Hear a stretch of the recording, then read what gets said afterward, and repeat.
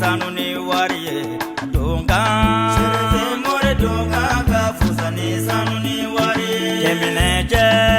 Sherife yo isense Kemine je haidara yo jama be ko angata Kemine je Sherife yo isense Kemine je haidara yo jama be ko angata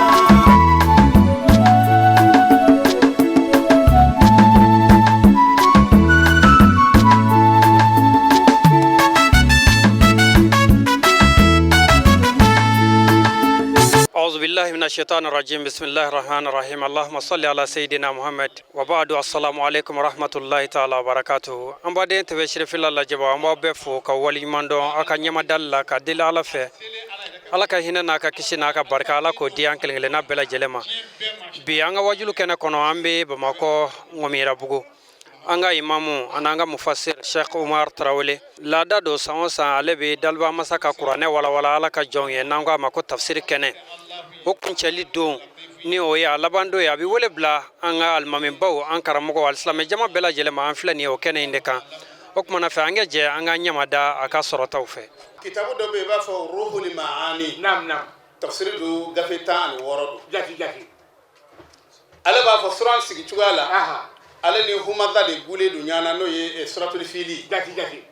bo olu min gule do nyana ko muna sabaya do buni yonche o ye jume nam saba aye maw ko fo mamu yin nafulu farafara nyonka ja nafulu faranga nyanka o kute ayi o kuma na min be olu nye lahara ayo fuye kala kana mamin bi dai ka fagana ni kan nafulu la o kuma na ka yeta yirila o kan suran ako munasaba min be suran fulani nyanje ko jati bismillah ambe kanan damna ni ala toy arrahman jehna lobode masadu arrahim lahara hen kara le alam tara yala kira ima kaba ko yawa tabi ni mabe akara ka sokira mabaki abagina forai atiga ina fo ima yewa taba lera tekena ka odon wallahi fala rabbuka idaba ma bara minke kaifa chugudi bi ashabil fi ayaka sama sutula ay minke uda ko yala ima kaba ko yo lawa alam yaj'al yala aw makalike kaidahum olu ka debelunu ka plauna fi dabli amake perdini kasara yi umawa wa arsala ko fa ansena ka chili ke fene alaihim uluma tayran ay kono chi uma ababila kono mumbe nu tugutugule do nyon ko no kono jema kududi tarmihim kono imbi ukiru bihijaratin ni bohodi min sijil mi ye jahannama bohot to bile ye kabola faj'alahum alaw talaku anyi nunun ke asifin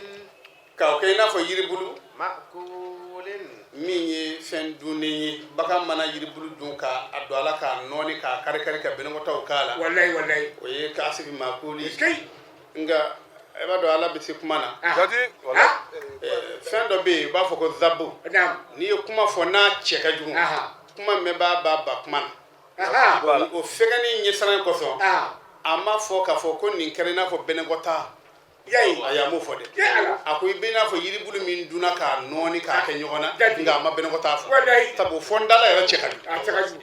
mana kanunu fege kanin nata o yala ka kuma do mana ayi ni keni suraina nabila ibrahim ayra la ko abina alikaba njot mamina jati kaba maranga do de bora sanfe ka ke siliki nani ala kana jo alikaba kuna eski da to ma ngale mele a jole alikaba kuna tuma mina kumana ibrahima na denga fe abi alikaba su passe mai aba korota ka aljo ka yele imbaka ke katkare chugo mina aba joti eski hawla bakona akamneno misiri nabi jo aka joni katkare eski o nyinendo misiri ka joli laselila mana asorla ni feta e mi la kala jati tumana ni sura ina mama bora kan ni naka jama kume a besara mana do ko sayyidina usman ale kan nafulu tigiya laseli ko sorlani halakilin sebe sabi afa ani abdul muttalib ulu de folo sira mogo mu halakilin do o bolo fem mumbe o yolu beta sabi o funu bolo ka galimel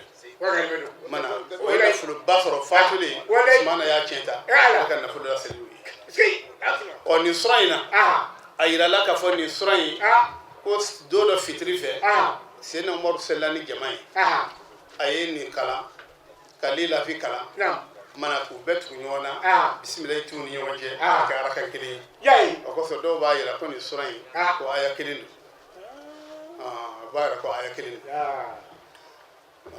la ilaha illa allah wallahu akbar walillahil hamd suratu quraish ni maganga ko fali suran makiyatun ajina kala kratu makan wa ayatuha aya min be suran kono arba wa ayatin abita be kuma do nani mana ni suraina munasaba min fona men suran flani nyon jam mun o sigira nyon kala nam ala taala ya halakini min da nunka dati ko bina de kabachi o kera aw duguma mun kama wala mana aw funu ka ketira ala batu yin fe jati muna ala taala ye del nyoya min ke aw ni alikaba che ana sigilula o mache wala makia cheru mana ka ketira ala batu fe wallahi ni so ni sigile nyon kara fe mana sabami mun ni yan cheru ni wallahi bismillah ambe kalanda na ni ala to koy arrahmani mi je henen do bole masay la hara hen karakara le masay fal ya'budu nambi qur'ana namba tafsiri amba failu kana bla fali abdula mana fali abdula li la fi quraish amba don nahawtu fe jaru majrudu manana abi glo fendo de la nama glo filula abi glo ismu failula mana akontin nati bo ko so jarma junu min be suran damina na o buloni do fali abdula amma wa mun go ka foni be suran kili o kuma olu ya yira ko ni suran ko ben norale dunyana o kuma na wala sa alini ma failu fentala o fail anna ma failu fentala fali abudu anko aw ka bato ke rabb hazal bayt mana ni so tigila allazi so tigimi at'amahum na kara sababu ka aw ladmuni ka bo kongona wa amanahum kaliminadi aw mafana min khawf mana ka bo ejatigala ila fi quraish ni gara maganga ka deli nyonya de kama ila fihi o deli nyonya me ka deli nyonya de kodo rihlat ash-shita'i uka shitau no yi nene watu bi wuli buta yamani wasayf o kuma na ni samiya watu buta shami mana ni yoro inaya ama yi tafsir laula an fe ya mimi foda bi foko samiya kani klima nam mana ambo fo nga mamu be dolu don iba don ninte klima kuyi nam ne samiya eskay tabi saifu dolu dono fe we samiya o samiya yo bidamna faslu mi damno la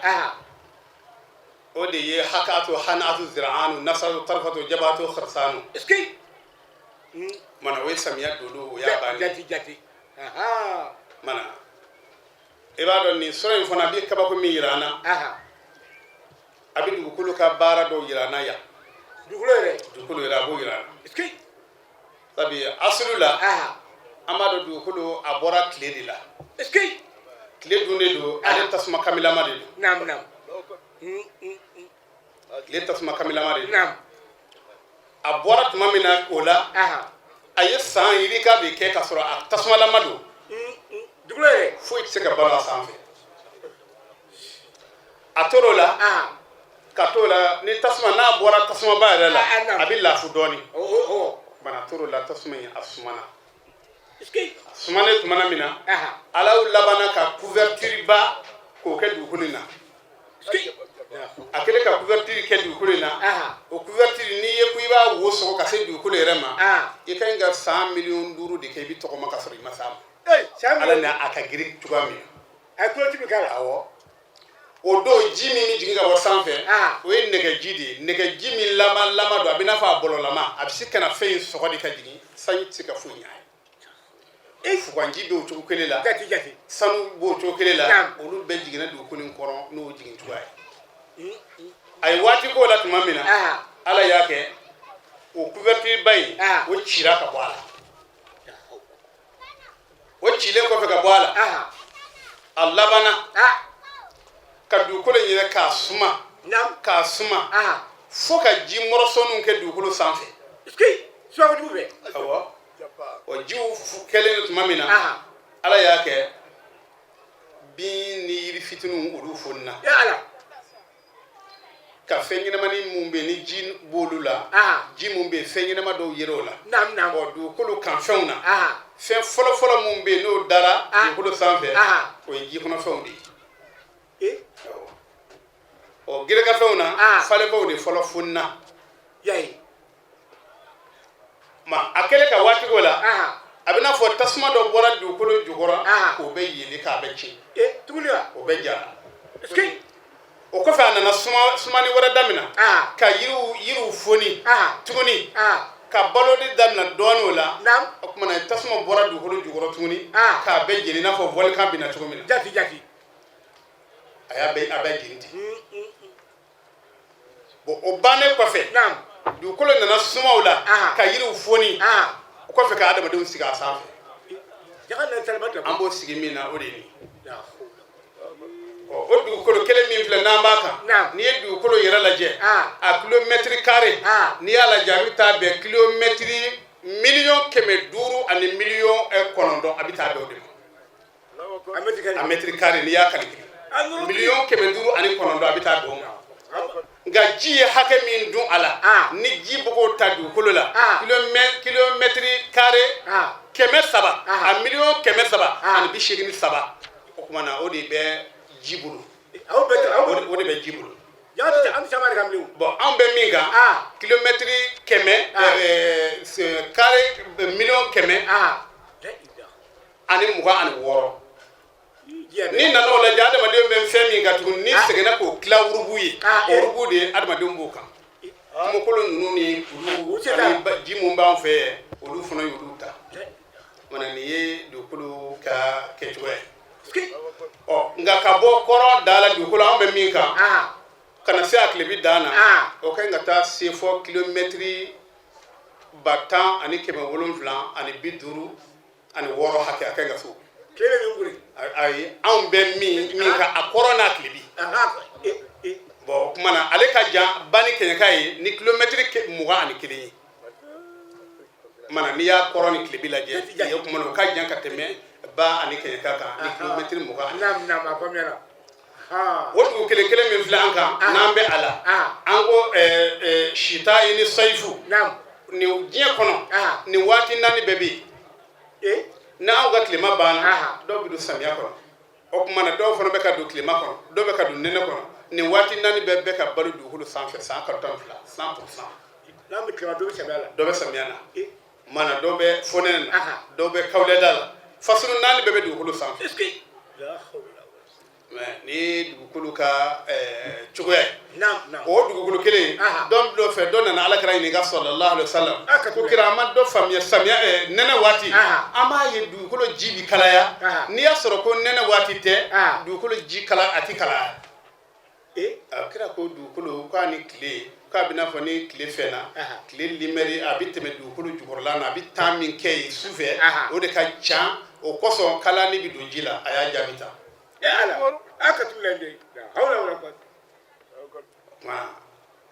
dugukolo a la tuguni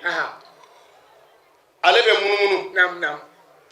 a yɛrɛbakun kan a bɛ ka munumunu a yɛrɛ kan o ye kelen ye a bɛ tila ka munumunu tile da fɛ munumunu ko fila a yɛrɛ bɛ ka munumunu a yɛrɛ kan a yɛrɛ ka munumunu a yɛrɛ kan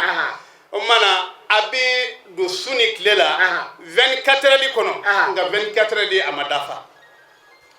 a mana urula a yɛrɛ kan ka bɔ tilebi fɛ ka taa kɔrɔn fɛ an bɛ don su la an bɛ b'o la an bɛ don tilebi la dibi la o bɛ taa bɛn heure 23 ani miniti 50 miniti 6 naani de b'a jɛ 24 heures la naani de b'a jɛ o la sinon 24 heures sur 24 heures a t'o bɔ miniti naani de b'a jɛ o tuma na ale bɛ o taama min kɛ ka bɔ a tilebinfɛla na ka taa kɔrɔnfɛla n'an bɛ su ni tile sɔrɔ o la o taama bɛ taa bɛn mana kalo o kalo mana kalo bi ale tɛmɛ o la siɲɛ kelen kalo fana bi ale tigɛ dugukolo tigɛ siɲɛ kelen mana an bɛ y'o la kalo kelen kalo fila fo ka taa san yɛlɛma jati mana o y'o ye ale ta ye kalo o kalo don o don 24 heures kɔnɔ miniti 4 k'a jɛ an bɛ su ni tile kɛ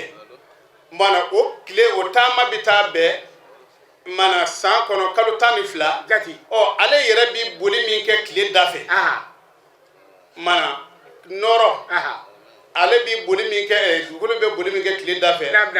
o fana bɛ taa bɛn n'a bɔra a bɔyɔrɔ la ka taa se a seyɔrɔ la o bɛ taa bɛn san kelen ma o bɛ taa bɛn tile 300 ani tile 60 ni tile 5 ani heure 6 ani miniti 10 ani 2 ani seconde damadɔ mana o ye ale bɛ min tigɛ tile la mana n'a b'o munumunu kɛ tile kɛrɛfɛla a b'o munumunu kɛ o kɔnɔna na bon tile yɛrɛ ni anw ni ɲɔgɔn cɛ ni nana o lajɛ o bɛ taa bɛn furanjɛ min b'an n'an cɛ furanjɛ 100 ani 49 o de bɛ anw ni tile cɛ mais kosɛbɛ an n'a cɛ furanjɛ min b'an cɛ kilo 100 ani 49 nka nɔrɔ min bɛ bɔ ale la n'a bɛ boli ka na dugukolo kan o nɔrɔ seconde kelen kɔnɔ o bɛ kilomɛtiri 300 boli tile limɛri a mana bɔ san'a ka yɛlɛ dugukolo kan kilomɛtiri 300 nɔrɔ b'o boli seconde kelen kɔnɔ nka mɛ n'ale bɔra a nɔrɔ ka se dugukolo kan an k'a ye nin ye tile kun ye o bɛ taa bɛn miniti 8 o kuma ani seconde 16 ani mɔrɔsɔ ani cɛsi dɔɔni ana ale b'o kɛ o kuma o la sisan an b'a dɔn anw ni tile cɛ o furancɛ a bɛ hakɛ min boli sabu a fɔra seconde kelen kilomɛtiri 300 o kuma na e k'o lajɛ o miniti kelen ye joli o ye seconde miniti kelen ta ye o miniti 2 ka taa se 3 fɔ 8 ma an ni tile cɛ ka jan fo ka taa dama tɛmɛ o bɛɛ lajɛlen n'a ta o ta dafɛn mago bɛ tile limɛri la n'o fana m'an sɔrɔ dɔrɔn a bɛ kɛ mago sa ye kumana o dugukolo dali la dafɛn mun fana dara ala fɛ a la o dafɛn ye qualité damadɔ ye u b'a tila ka kɛ 3 ye o kumana minnu bɛ yen n'a bɛ wolo a b'a den lamɔ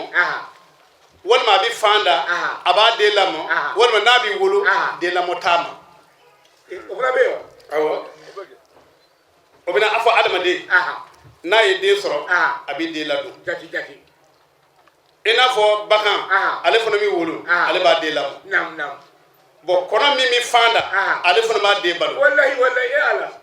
bon fɛn mun bɛ yen n'olu b'u den wolo sa nka u t'a lamɔ i n'a fɔ sa ninnu ni basaw ni fɛn ɲɛnama tɔw o kumana olu t'u lamɔ wa fɛn fɛn bɛ yen n'o b'a den wolo k'a lamɔ o de fɔnɛ danfɛn dafalen ka tɛmɛ fɛn kan min tɛ se k'a den lamɔ min t'a den lamɔ kan mana nin y'o dali u kɛcogoya ye mana tilema ani samiyɛko o bɛ sɔrɔ tan su ni tile o bɛ sɔrɔ tan an bɛ san yɛlɛmɛ tan bisimila la ilaha illallah wallahu akbar walillahil hamd suratul maun nin ye dɛmɛnifɛnw suran ye a jiginna ka alakira to Maka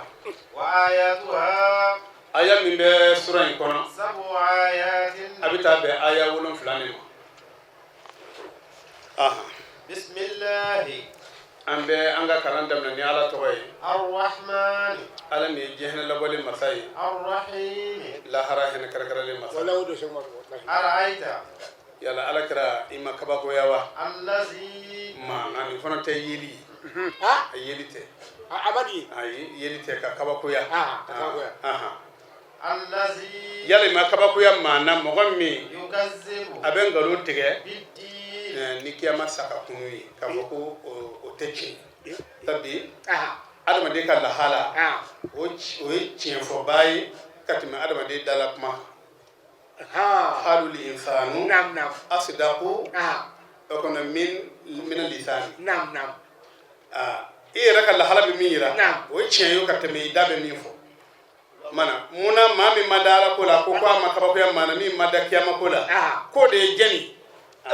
fazalika wotigilama allazi o de maye yad'u o be ɲɔni kɛ al-yatim yatimɛden la wala kumana ka yatimɛden ka hakɛ ɲɔni ka ban i n'a fɔ abu jahali o yatimɛden dɔ nana ma k'a ka hakɛ a ma sɔn o kumana ni tigilama ma da lahara la maa ma bi kumana maa wɛrɛ ka hakɛ dun i ma da lahara la ko so kosɛbɛ i ma da lahara la i ma ye Seydina Umar ale bɛ diinɛ ɲɛmaaya la tuma min na u nana zakatu bɛ bila so min kɔnɔ ka na a fura kelen k'a fura tuma min na u ye dirahamu dɔ de ye furakɛla y'u ye tuma min na o y'o di Umaru den dɔ ma a y'a y'a bala a y'a ɲininka ko a ye nin bɔ min ko karisa de y'a di a ma a y'a wele ka na ko yala e ma maa ye maa min jaasilen n'o nagasile ka tɛmɛ ne Umaru kan ne min ye diinɛ ɲɛmɔgɔ ye i ma maa ye maa min jaasilen ka tɛmɛ o kan kɔni i bɛ fɛ lahara don silamɛ bɛɛ kana jɔ ne ni Umaru ne ni n ka denbaya da la k'an y'u ka hakɛ dɔ dun dɔrɔmɛ kelen a kelen ka dirahamu kelen an b'a fɔ ten yɔrɔ dirahamu yɛrɛ an y'a ye an ka dɔnnibaa kɔrɔlen la u b'a fɔ a dirahamu shar'i huwa latina wa qawlu man yukhlifu hadha yutra n'a fɔ ko dirahamu dɔrɔn o ye tanga de koyi tanga kelen o de filɛ de ye ka cɛ wele ka na munna a bɛ nin di a bɛ fɛ diɲɛ silamɛw bɛɛ ka taa lajɔ olu dala alikiyama don wa k'a ɲininka k'a ye silamɛw ka dirahamu kelen dun dirahamu kelen nɔfɛ an b'a dɔn ninnu bɛ siran Ala ɲɛ wallahi ninnu bɛ siran Alahu taala ɲɛ yarabi Ala k'an siran o kuma na kɔfɛ dɔnnibaa dɔ b'a fɔ a ka kumakan na wa mal ilmu ko dɔnni ma kɛ dɔwɛrɛ ye fo n'i y'a sɔrɔ Ala siran n'o b'a la ni Ala siran b'a la ni Ala siran t'a la dun o kumana ko jahiliya gɛrɛgɛrɛ fa mahadul jahili khairun min al-ilm jahiliya gɛrɛgɛrɛ ka fisa n'a ye i ka dɔnni bɛ taa kɛ dalu i kan وما العلم إلا ما يزيدك خشية وإلا فمحض العلم خير من الجهل والله بسم الله ولا يحض أنا تلا سلك على طعام المسكين مسكين ولد مولك ما دو بينك أبي هرك من نا أجنون جوبالا كيسوش ما شامم بي إكرف ما نكرم ما باي إكرف ما كجوجا تبيره o ka jugu ka tɛmɛ yɛrɛ kan i kana mun ka jugu o ka jugu ka tɛmɛ yɛrɛ kan i kan ka hɛrɛ kɛ maa o maa ye o dɔw bɛ baraminiw n'u ci k'i kana kɛ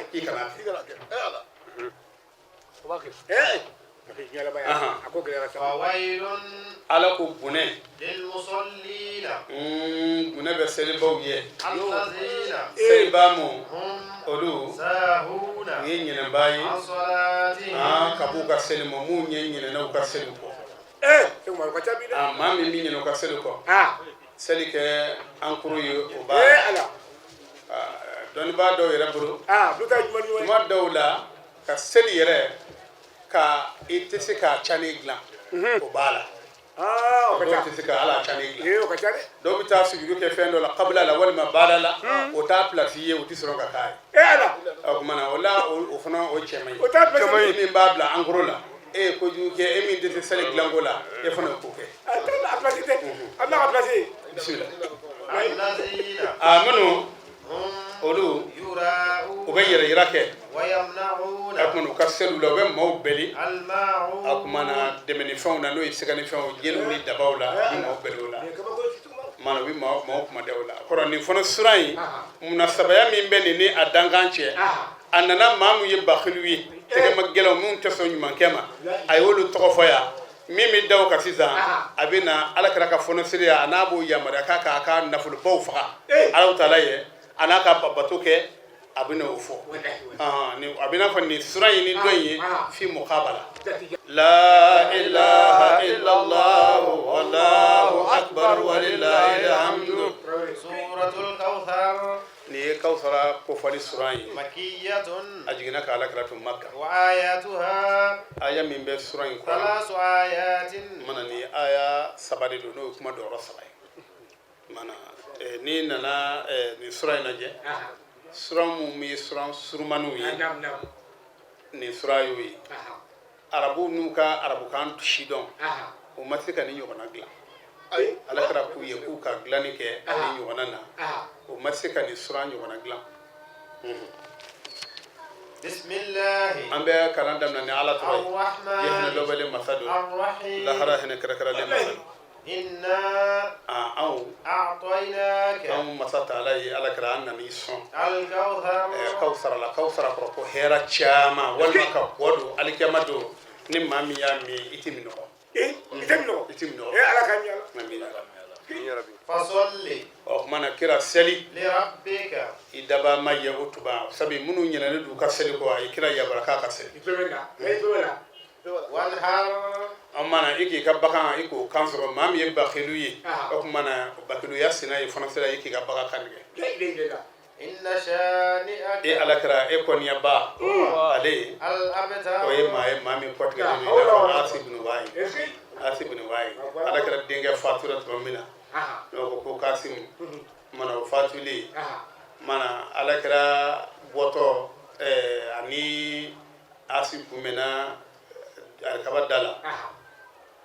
u jɔra ka kuma kɛ a donnen tuma min na u y'a ɲininka k'a ni jɛn ni kun don ko ale ni Abutar de tun bɛ n'o ye alakira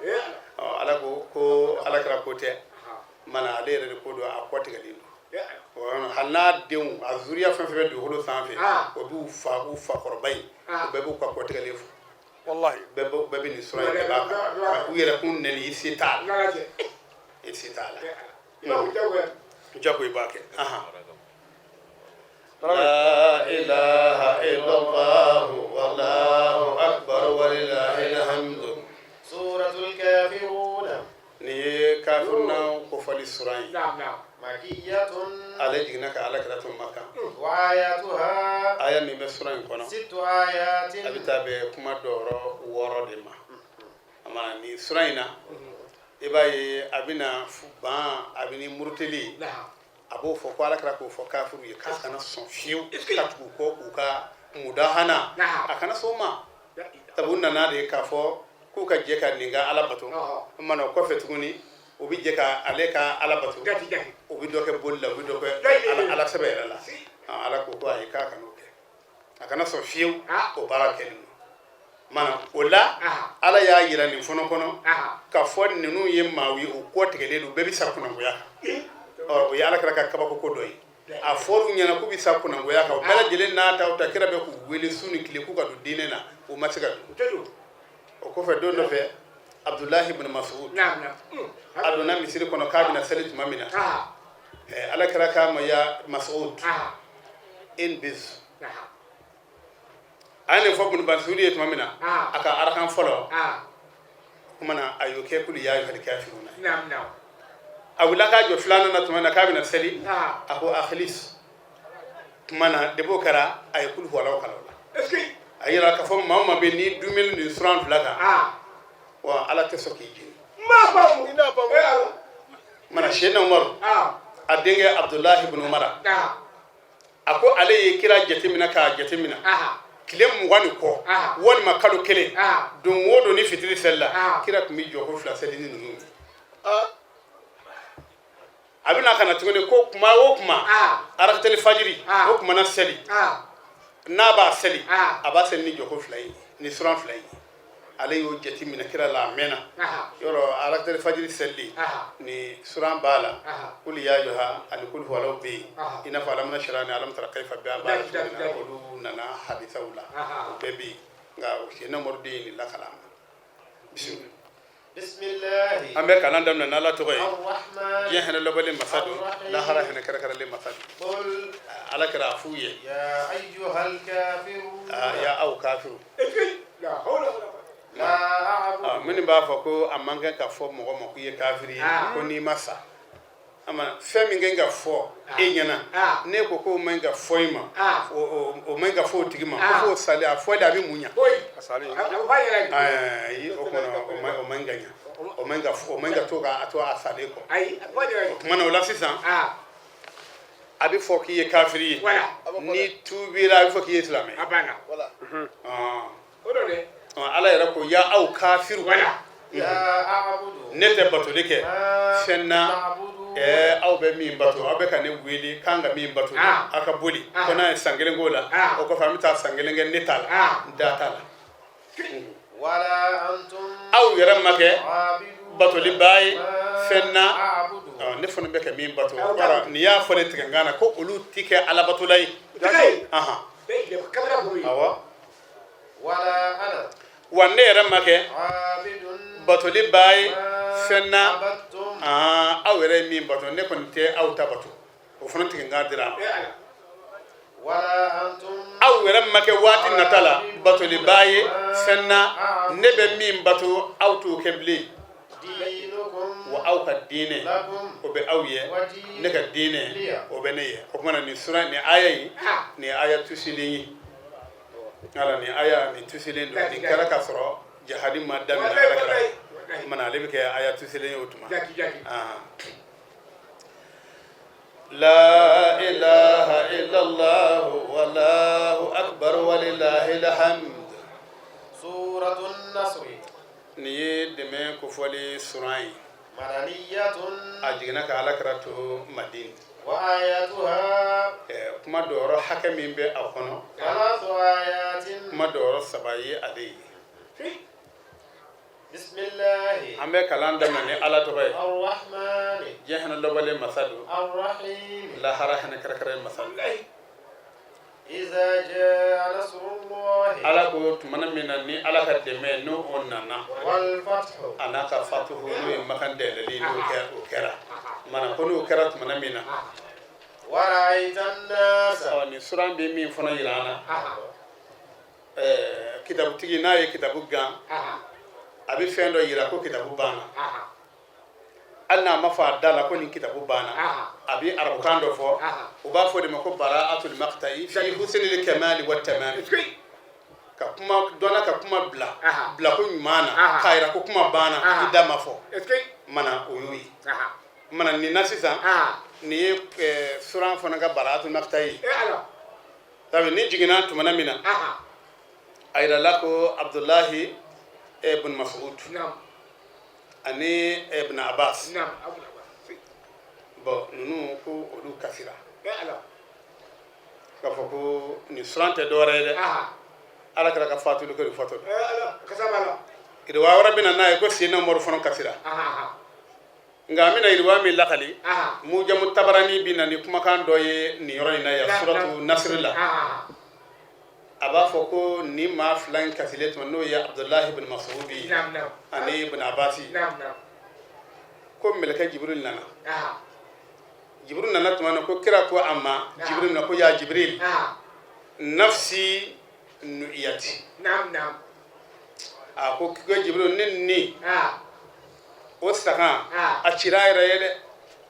ka fonne ka saliku a foranye nere فرط ما ملك جبريل يا جابمينا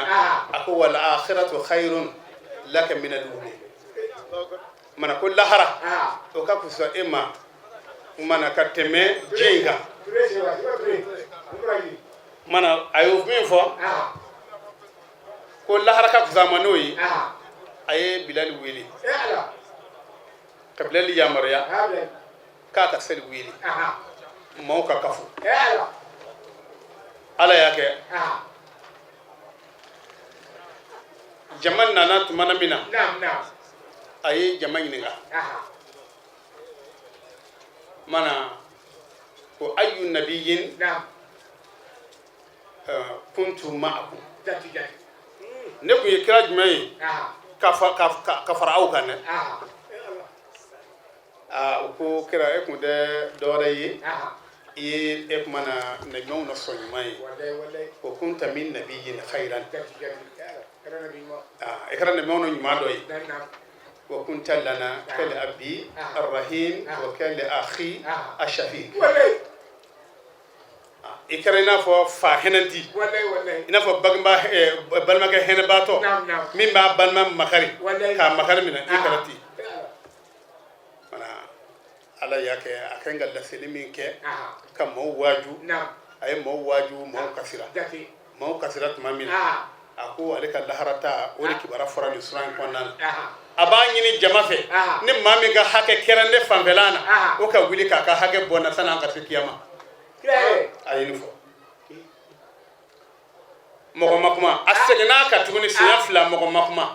sabanan na ko cɛkɔrɔba de wulila k'i jɔ u b'a fɔ cɛkɔrɔba in ma ko ukasha a ko ukasha ko a ma ko kira ni kuma in fɔ k'a taa ni ka sɛgɛsɛgɛ ne tun tɛ wuli k'an jɔ awɔ an bɔtɔ kɛlɛyɔrɔ la siɲɛ dɔ la ne ka ɲaamɛ garala e ka ɲɔgɔmɛ na i ka bere o sera ne ma dɛ o ka i ka bere sera ma tuma na ni ko k'i ta juru sara wa i ye mɔgɔ n t'a dɔn i y'i tugu wa i m'i tugu wa o kɔnɔ ne kɔni t'o dɔn o ka sa a ye nin kuma fɔ tuma min na kira ye bilali bila i bɛ taa n denmuso fɛ yen n ka bereke bɛ yen mana kan a fɔ a ye k'a k'a di ma ka na o fɔra a ye tuma min na o fɔra a ye tuma min na o fɔra tuma min na a taara ka taa denmuso in fɛ yen denmuso ko a ma bilali taalen ko mun de bɛ yen an tɛ hiji waati la ni kira b'a ka bereke ɲini ko ka taa n'o ye ko taa a d'a ma misiri kɔnɔ mun de bɛ yen o tuma na bilali ko a ma ko dɔ de ko kira ka bereke de sera a ma ko a b'a ta juru sara kira la ko yala n den fila bɛ misiri kɔnɔ n'o ye alhasan ni alhuseyin yala u bɛ misiri kɔnɔ wa n'u kɛra ye bilali i b'a f'u ye mɔgɔ kana u ta juru sara u mɔkɛ la k'u sigilen to ala kɛ a taara mɔden fila in wulila ko olu de fa don o kumana a ka juru sara in ko la ala kɛra ko k'u sigi walahi ala b'a ka pilasi dɔn a b'a ka ŋaniya dɔn a b'a ka dɔyɔrɔ dɔn i n'a fɔ abubakari fana ni umaru wulila o b'o cogo kelen la a y'olu sigi mana sena ali wulila a ko ali walahi ala b'i ka ŋaniya dɔn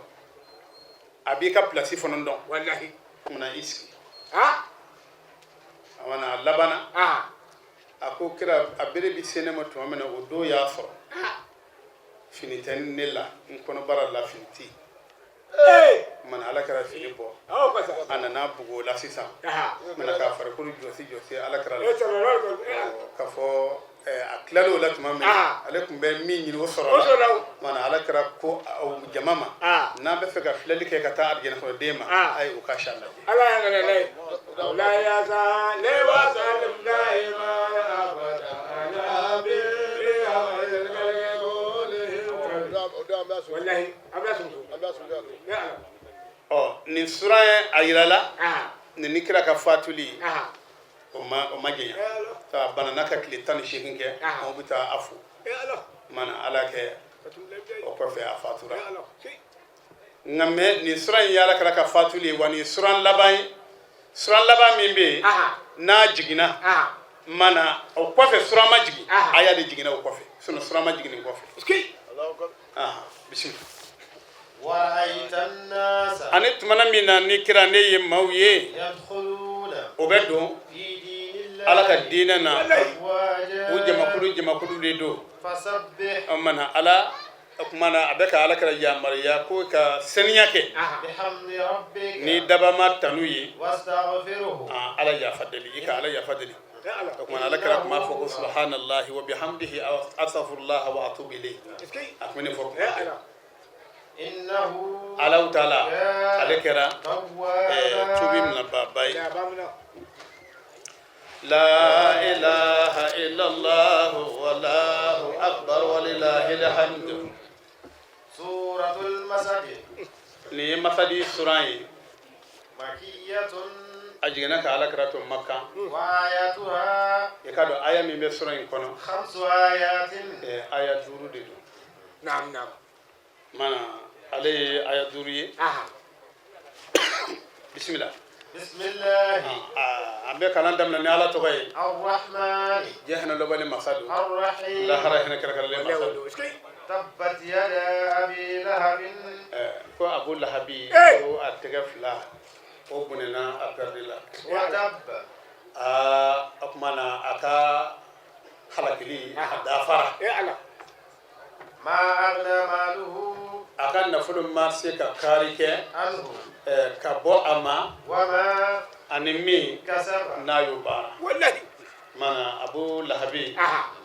ale alakara binakadi لا حول ولا قوة ale alakara binakadi ها binakamindo man min alakara bagina kibara fora aye والله aka jomuso de tara fa ye ko balmake mi tun fatura ajigina a muso tun ko lajole kuno ajigina جاتي يا الله ale kondale ay jomuso ya ka horo no so e كان هورا كنت نعم kele ka jomuso in ka horo nya نعم o ko fe ale sale ayirala sogolo yayi ala kara bakina tene wo tene ala ka jahannama nyangata o bi fegenya شكاسيتاي اسكي يا الله man ni ye kafiri جاتي abaka jomuso ka horo domi a hagli tala ko abina ke kirai يا الله hagli tala ka abina fauka tasrabla جاتي ngamme depuis ay jomuso in ka horo nya sara kafiriya ka ala utala fiyen bodda min kaya alikama do ويني mana odini ay bodda min ala kara شيء o mana ala kara ka bakini nununa نعم ka fo islamu ka nisoja ni ya de lubilibili ba do اي اسمع ما كده كوي ni ya de lubilibili والله يسوى اسكي o ni hadisa min flani نعم ni hadisa ti ka genga boy اسكي ay bukharu de nan nay اسكي ni bukharu kono kuma da kando na bi gen mana kuma bi boara اروح ngano o kuma ka ti gen amba yira ka fo ko ala kara fan jini a yira sugola abi hera so sababe bukhari ko والله اسكي amma ye kuma dola نعم ma do bitu wajuri la ka kuma fo ka ta dandeme جاتي الله وكتا ka fo ko kira ira wulu fabe jahannama kono wallahi bafo ubafo لا اله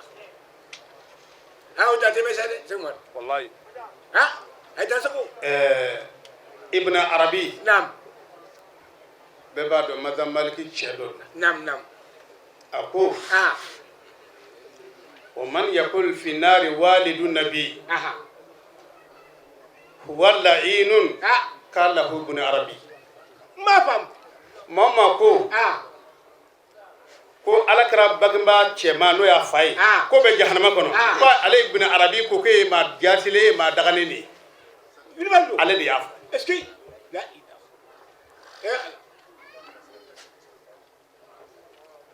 mami mi mana fo o kofe ko alakara buluba ko fono mi jeni ayo ko ta jabila kafirun yuharrab kafiri de era de bijini suna alakara bati jini wallahi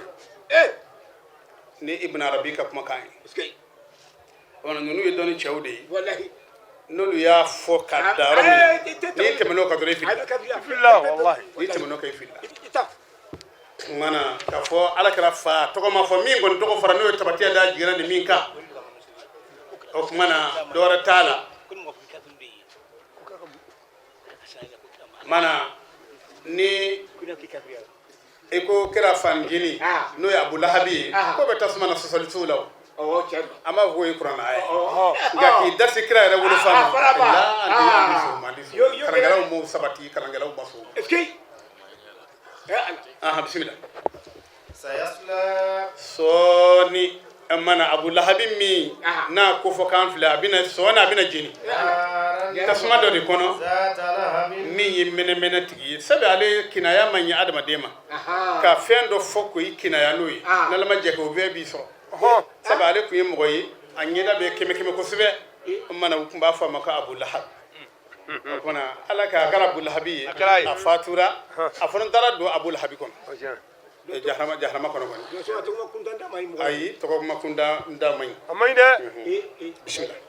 wa imra'atuhu a furumuso hammalatul hatabi min ye dɔgɔdɔnnibaa muso ye n'o ye umu jamil o kumana ale fana o bɛ taa don jahanama kɔnɔ sabu hasidiya kɔsɔn a ka sɔrɔ a n'a ka bonya o bɛ tunna a la mun de ka taa ŋɔni de ɲini k'o bila alakira tɛmɛsira la pour que ka alakira tɔgɔ o kumana o hasidiya dama tɛmɛ de o de y'a a yɛrɛ kɛ maa jaasili ye k'a bila ka dɔgɔya baara hablun ala ko juru fi jidiha o bɛ a kan na min masad kabini dimini fugani la mana a tuma min na a bɛ lɔgɔ siri da kun a taara sigiyɔrɔ dɔ la k'a yɛrɛ lafiya fɛn dalen don k'a tɔ siri a kan kɔrɔ u nana juru sama k'a bɔ ci n'o ye mɛlɛkɛw ye mana ale ka fatuli kɛra la ilaha illallah wallahu akbar walillahil hamdu suratul ikhlas nin ye ka ko kuru bɛɛ lajɛlen jɛya Alahu Taala ye nin y'o sura ye makiyatun a jiginna ka alakira to Maka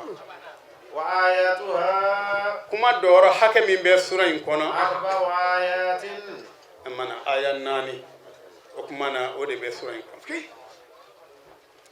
mana ni suratul ikhlas la an ko alam tara kaifa ni sura mun dalen don ɲa kan mun na sabaya mun b'u ni ɲɔgɔn cɛ alakira y'a yira kafiru la fiyewu ale t'u bato o ye zahiru ye o kɔfɛ tuguni a ye sura min da o kan o ye suratu nasru ye o kumana kira ne ka dɛmɛ b'i kɔ a y'o suran tugu a la n'o tugura la mun de kan ka da o kan kira o kumana i cɛsiri ni ala batoli la kan kɛ kelen ye o kumana a ye ikhlasu a ye o da o kan a ye o fara a kan sisan o kumana ni suratul ikhlasi la a yirala sura mun bɛ yen ni o jiginna bakuruma jiginni na ni sura y'o dɔ ye i n'a fɔ idha jaa nasrullahi y'a dɔ ye i n'a fɔ suran wɛrɛ olu fana y'a dɔ ye mana an ka dɔnnibaaba dɔ bɛ yen ale bi sura ninnu jigin cogoyaw fɔ a b'a fɔ wa ma mufarakan wa jamu'a warada wa ma ata mushayyan wa mufrada ko kuranna dɔw bɛ yen a sɔ caman bɛ jigin o tuma na aya kelen kelen aya 2 ka taa se 5 aya 10 maaw mago bɛ min na dɔrɔn ka jigin k'o ɲɛ o kuma dɔw la suran dɔw bɛɛ bɛ jigin ɲɔgɔn fɛ mana kuma dɔw la mɛlɛkɛ Jibril kelen bɛ na ni suran dɔw ye kuma dɔw la a jamakuluba mun bɛ fara kan ka na suran dɔw ladon ala kɛra la o suranw ka jan suratul an'am b'o la i n'a fɔ a bɛna aya dɔw la ayatul kursi b'o la kulu walaw fana b'o la mɛlɛkɛ rigaw de nana mana i n'a fɔ alifatiha la mɛlɛkɛw caman de nana mana ka na ala kɛra fɛ ka fara ka suran di ala kɛra sallallahu alaihi wasallam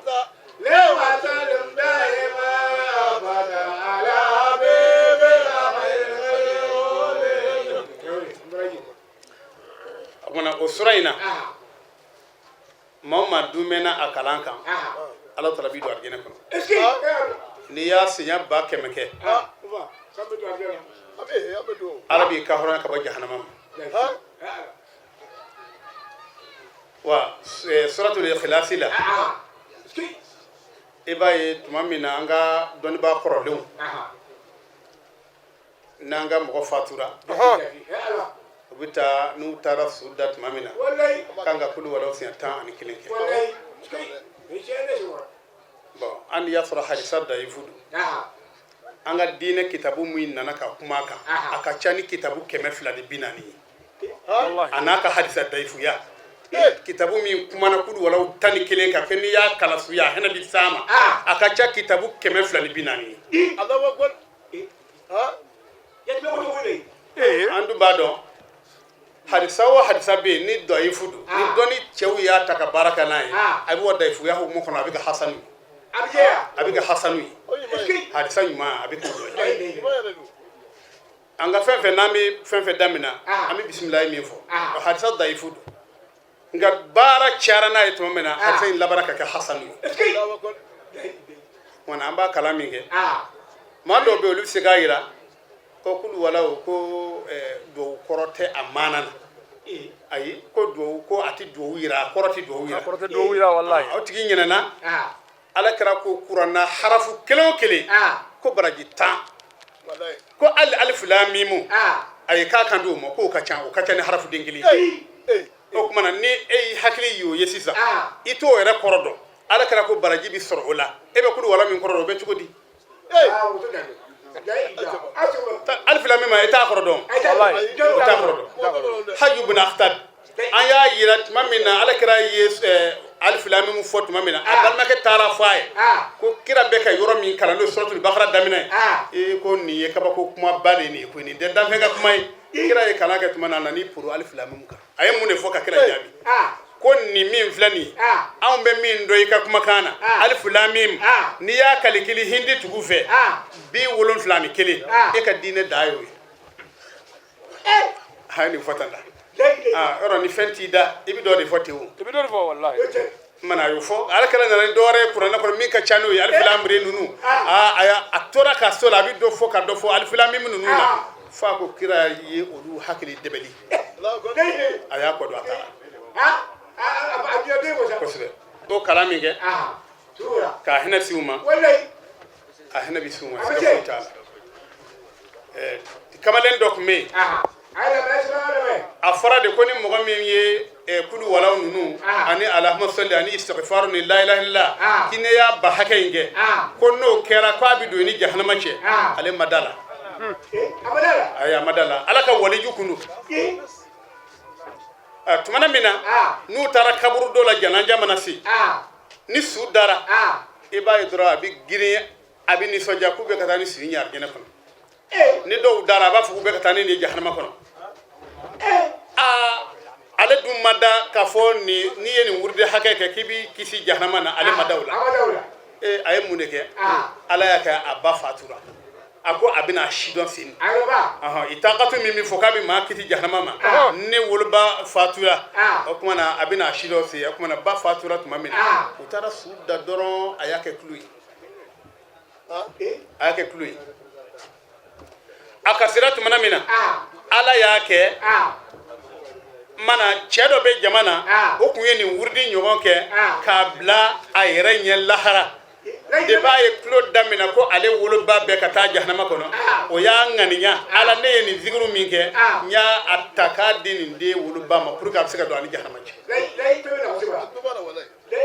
den kamale be yela kasila tumamina ay yela damina ku signa na bay ku be kata jahannama kono argena kono na ayran do ka baranote ma wara ya ngania sirdo ko nyemi nke alaye o kuma na ko o baraji ko de ama ko do abani jahannama ce ba signa kata argena kono ay kabi cheyo ye kamale yo yi adara la ko ja hadisa manake daifu yi ni dembo yi baraka ko chino ale kuma be geti daifu yi adara la utuma ma amba shatu yere abalma ke fatuli no ya kira furu musu atara misiri ko nakala litigafu ke wo litigafu dun qur'ana kala zigiru nafla seli ay nunu ke kan nyesi abalma ke kono ba yira naka fo fenfe bi ni nyuma barado abisi am aha bismillah bismillah ame kalandam na ala tubay arrahman yehen lobale masad arrahim la hara hen krakale masad qul ala kra fuye huwa mana aw be ni galike kabo mima odi ala ni ay ni suraina ala jigena tumana mena meleke jibril nani kando kirama ko kira ko lam nazal nakhafu ala ummatika hatta nazalat hadhihi sura antuma wuli few ambe ka siran ami siran e ala kira mandon ambe ka siraw nya wallahi fo sura ni jigina suratul ikhlas jigina duran an hagila tigala sisa pew aw an hagil sisro mana e bolo sisa mana jibril ni fala kira bismillah huwa ala ko ere minye ala de do ala kelimbe do sabi unana kira ni ga ko ika mai me buri chama bambudo e ko ika ala e keli sanu do wa denye do mundo ako ala e kelimbe di aha Allah ala taala as-samad kere kere masadi do bela jelibi ala kere kere akam ko lam yalid okumana ala madin so wala yulad okumana fen fono ma ala yera soro denye walam yakun sabi aya yera damya kata denya ma sabi ni nana la je faka koroni deyo mana akumana ko ala yera madin soro akona fema ala soro denye aha walam yakun ahadun foi make kufuwan nyogona yi ala taala la ilaha illa allah wallahu akbar walillahil hamd suratul falaq ni falaqi surai makiyatun ajigna kala karatu makka wa ayatuha aya min surai kono 5 ayatin abtabe aya duru de ma bismillah ambe kalandam na ni ala toy الرحمن yehna labali masad الرحيم la harahna karakara li masad قل ala kara afuye أعوذ me tagaini surai jigna labidu na demso di ala kara de mana wi ala kara debeli ma melkewu nana ala kara dalin soro jibril lim melke do ka jo kun familana do ka ja sin kurlana ko mo be cheyna ko adebele do ko jen ya debeli ko labidu ya debeli ko debeli be mi ka be darwan biru darwan ka be de bo forat manamina ay sena ali nunu ko lubla ko kata akumana fe debeli mbo mana de bo karasa sura indira ma ka yara taganayi ni ay sura aya kilen kala abina fo baga ay sigli be ka foni mana ay sigli be ka foni abo tuko kelidati mana fo kata sura yin ka ba man ni sura yin ta mamma ya kala mana alo talabi ki shabi ta ni bidda ka kalan ki amo ajosila fo kira ira kuma ke deselin tumana mina mana amba aisha o kuma ke kira bulula ka ajosi afar kulula ruga billah shasa wana o la skurana aya ka kala iya ke gilaw iya sebenwu manaka amiki ko ala bashitola mafa mami da shara don ba ko no lu ba anga ba korbaw mumbe kala shido olu be ba ka olu ma harmiya mana ke jugo de bisika ke haramu abidu ko sono ko no lu ba ke mana alaka sallallahu alaihi wasallam alayre farkulu ashi aya kungulo dit mamina ay sikla fly awa abu talaha ka kinivela fangere bedumo sabale mayna perana ale kilen joro abeni ga cheke me placita akele aka ay fakulu fangele bedumo akto kele noy ka okla ma sabato ni nyoje ona walid ibn maghira khalid ibn walid ku ye doke aka fugula in bira kele yoro la tuma mina ha ay ko bedda kafiru ka fugula nganata pour que fugula in be se ka so a solat man ya yin ga yin mbeketa ni fugula mun kime bala ako kira kuzigi di bala abe mun ngolo o be kuzigi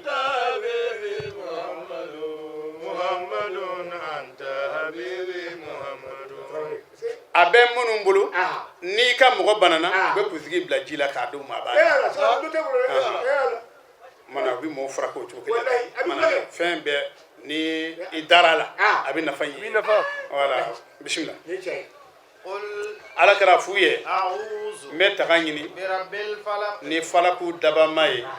min ye dugu kene cibaya من شر ما ka bɔ fɛn bɛɛ lajɛlen tɔɔrɔ ma خلق ala ye fɛn min a ye min da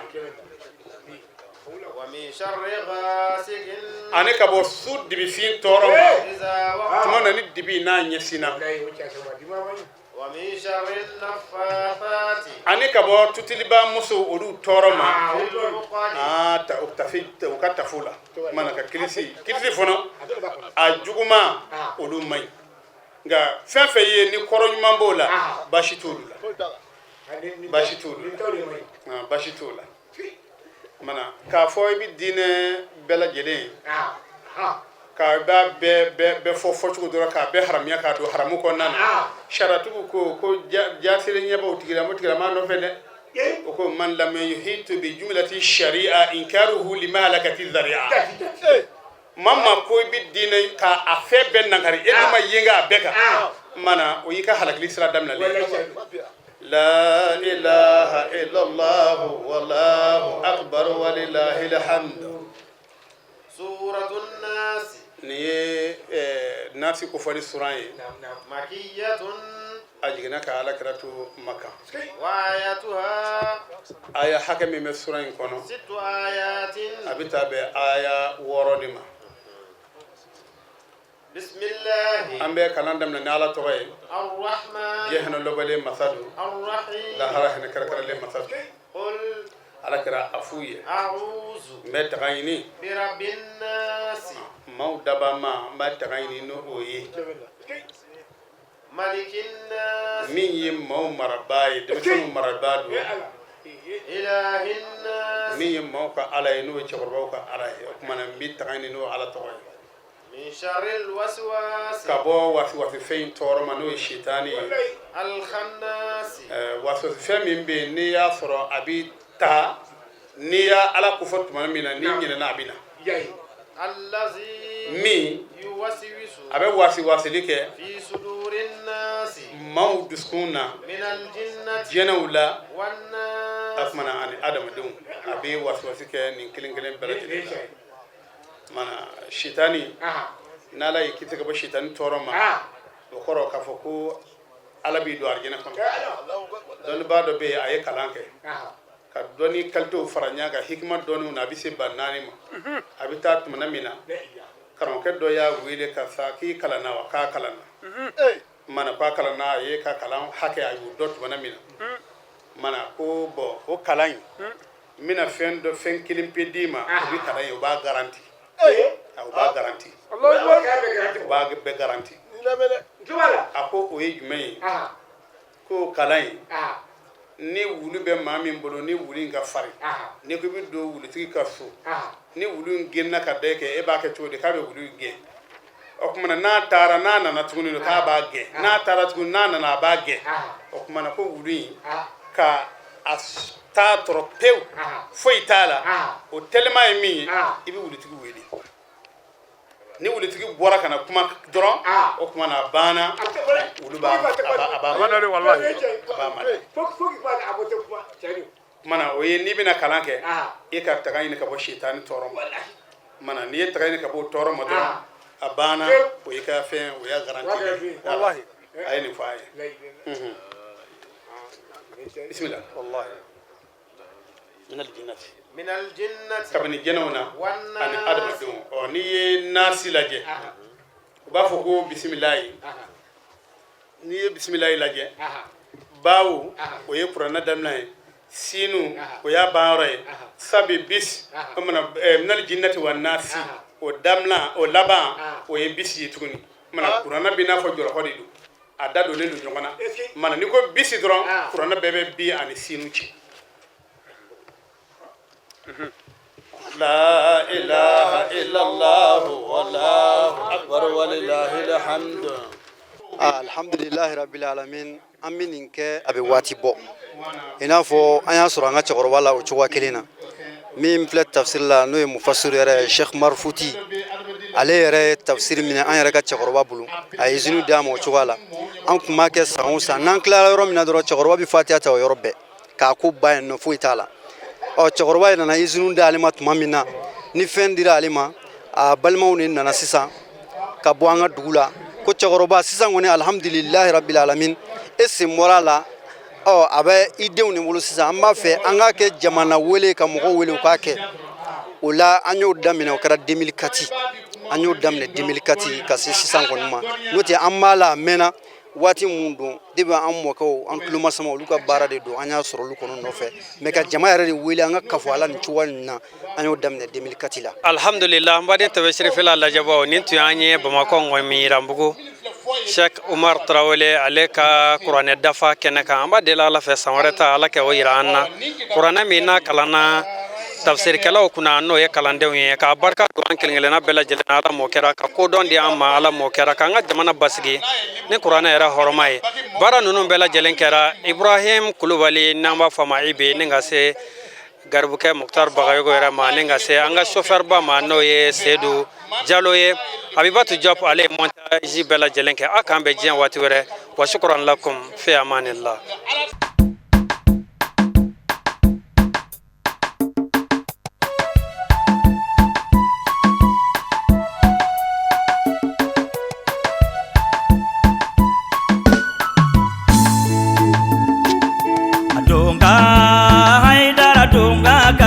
Ni sanu ni wariye donga